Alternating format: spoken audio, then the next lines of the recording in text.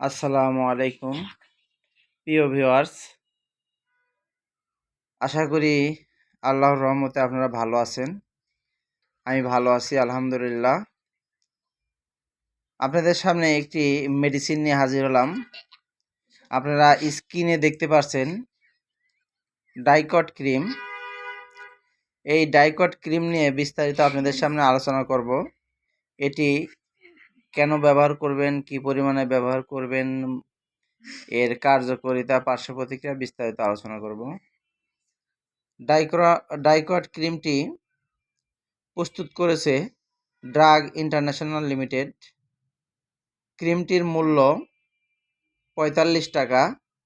Dicot ক্রিমের উপাদান দিয়ে প্রস্তুত করা হয়েছে ইকানোজল নাইট্রেট 1% এবং ট্রাইসিলোন 1%, অর্থাৎ এটি একটি কর্টিকোস্টেরয়েড গ্রুপের একটি শক্তিশালী ঔষধ। এই ডাইকট ক্রিমটি মূলত ব্যবহার করা হয়ে থাকে অ্যালার্জি, চুলকানি, সোরিয়াসিস, দাউদ, একজিমার ক্ষেত্রে ব্যবহৃত হয়ে থাকে। অর্থাৎ যাদের প্রচণ্ড পরিমাণে শরীরে চুলকানি আছে তারা এটি ব্যবহার করতে পারবে। এছাড়া ছত্রাক এবং ব্যাকটেরিয়া দ্বারা আক্রান্ত চর্মের জটিল প্রদাহ অর্থাৎ ব্যথাজনিত সমস্যা রয়েছে তারা এই ডাইকট ক্রিম ব্যবহার করতে পারবে।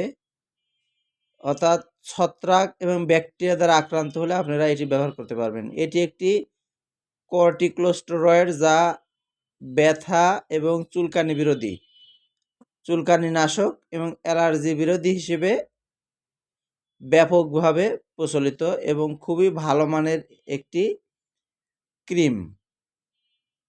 এই ক্রিমটি ব্যবহারের নিয়ম দিনে 2 বার 14 দিন পর্যন্ত ব্যবহার করতে হবে।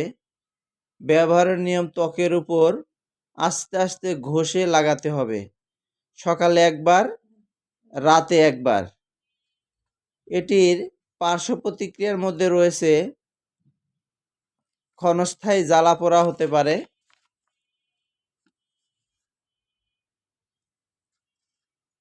তবে যদি অতিরিক্ত জ্বালাপোড়া হয়ে থাকে অবশ্যই রেজিস্টার ডাক্তারের পরামর্শ অনুযায়ী ব্যবহার করতে হবে। তবে এটি ব্যবহার বন্ধ করে দিলেই জ্বালাপোড়া বন্ধ হয়ে যায়। ডাইকট ক্রিমটি গর্ভাবস্থায় ব্যবহার করা উচিত নয়, কেননা এটি ভ্রূণের ক্ষতি হওয়ার সম্ভাবনা রয়েছে। আপনারা এই ভিডিওটিতে জানলেন ডাইকট ক্রিম অ্যালার্জি, চুলকানি,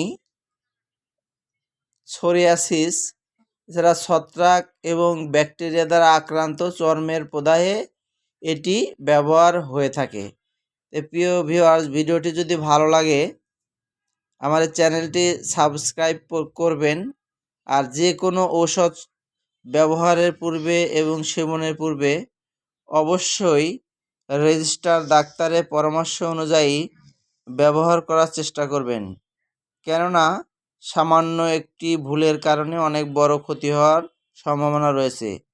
এটি শুধুমাত্র শরীরের বাহির অংশে ব্যবহার করা যাবে, অর্থাৎ চর্মে ব্যবহার করা যাবে না, শরীরের ভিতরে এটি ব্যবহার করা যাবে না।